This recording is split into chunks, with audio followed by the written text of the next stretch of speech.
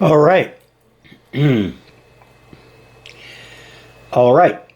For those of you who saw the earlier video where I hacked up my king crab leg, which was, enormous, into pieces, you saw a nice sized bag of almost a pound of king crab in that, and there's no way that I can eat that much king crab, especially along with a steak. So I picked out of that bunch of sections that I cut up just this one, which is has a big claw on it.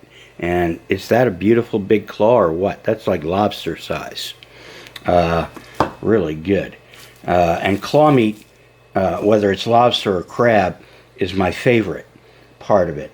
On lobsters, a lot of people prefer lobster tail, and that's good stuff too, but I prefer the lobster claws, especially the crusher claw. There are two types of claws on a lobster. One is a crusher, it's thicker and heavier, and the other one is a pincher, and it's longer and skinnier. And most lobsters, I think, are right-handed. In other words, the right side claw is the crusher. I don't know why that is, or even if that's true, but I remember that somewhere, reading that somewhere. At any rate, I could just steam this, and then I could, crack it and, cut it open in various ways at my dinner table, myself, if I was the consumer of the item.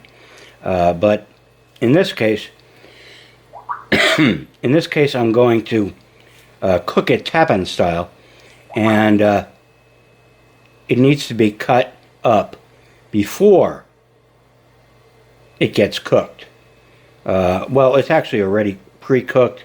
They do that with crab because it's got so many parasites and so forth in it, so it gets parboiled and then frozen. To get fresh crab, you got to be right on the dock. That's about the only way you'll get it. Even restaurants don't carry fresh crab. Okay, so the thing is, we got to section this up a little further, and the first thing I'm going to do is take the claw off, if I can, with the knife. Now, I haven't done this procedure since I became a cripple, so I'm not 100% sure that I'm going to be able to do everything. I've got tools here that should enable me to do it, but I don't know. Whoa, I better not stab myself. See, now this is looking too hard to get through with this knife. And that's not going to happen, okay? And so our next step up is to go with a cleaver, okay? A meat cleaver. And you notice I've got a blade protector on there. I make those myself. I make them from the packaging of, anything from ice cream to you name it, and with duct tape and so forth, so it fits. And now a cleaver, if I swing it and whack at it, I can probably get through it, but I could miss, and I could miss that way, and that would be really bad. And I don't want that to happen. And if I was really strong still, I could probably just hit it with my hand and crack through it. But I don't think I can do that either. So it's time for another tool out of the box. And we're going to try to do this with a hammer. Okay?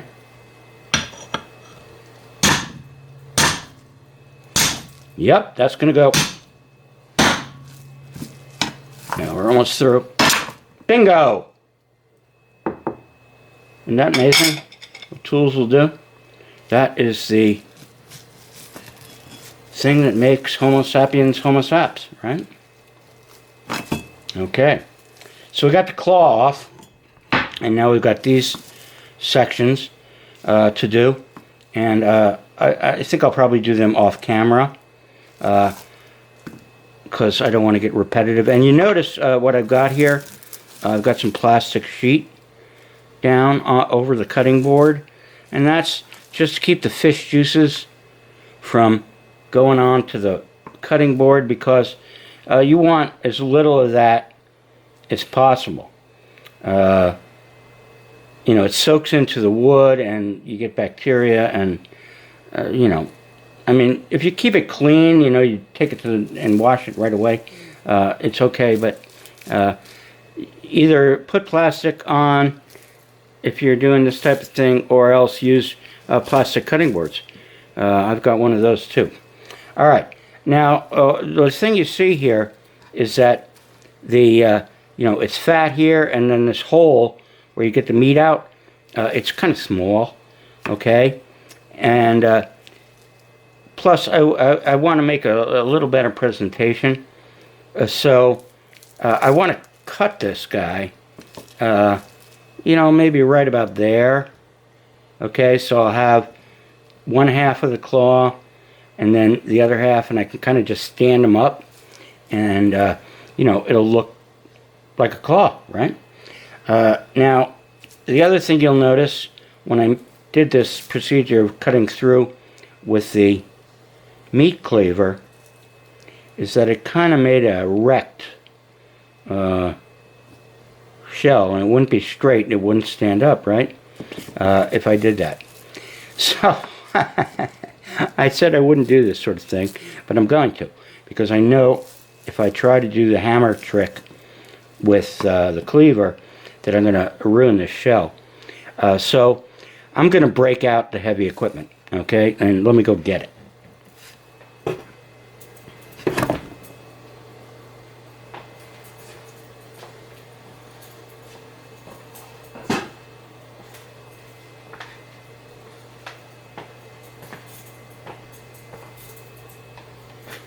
All right, there you go. Heavy equipment.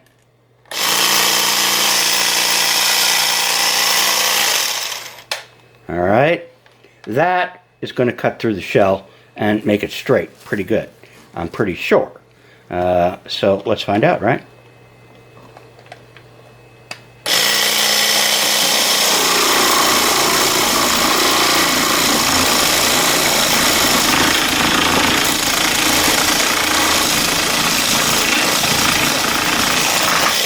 There's a fucking hard shit.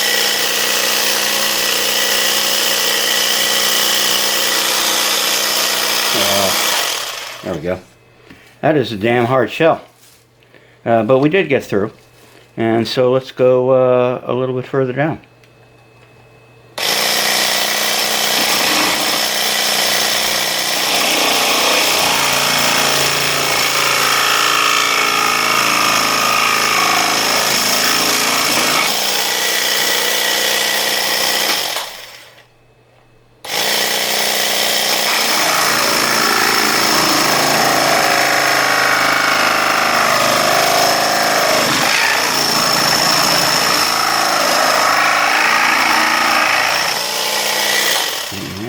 We're getting there, but very slowly, right?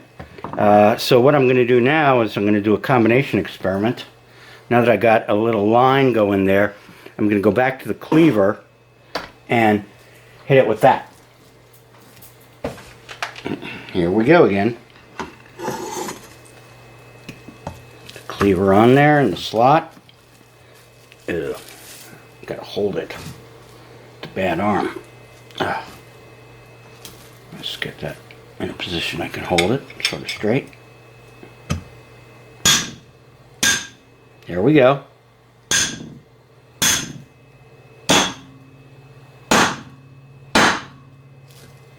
Bingo! Holy cow. It worked. I am shocked. It's like I said, I haven't done this procedure in years. Certainly not since I became a cripple. And now, the parts of the shell will stand up, you see, on the plate. and look really cool when I finally do the presentation in a while.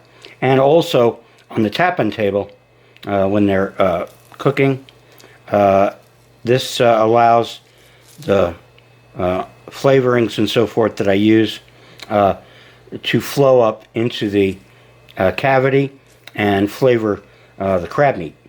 So, you know, it's more flavorful and different, if you will, than just having plain crab.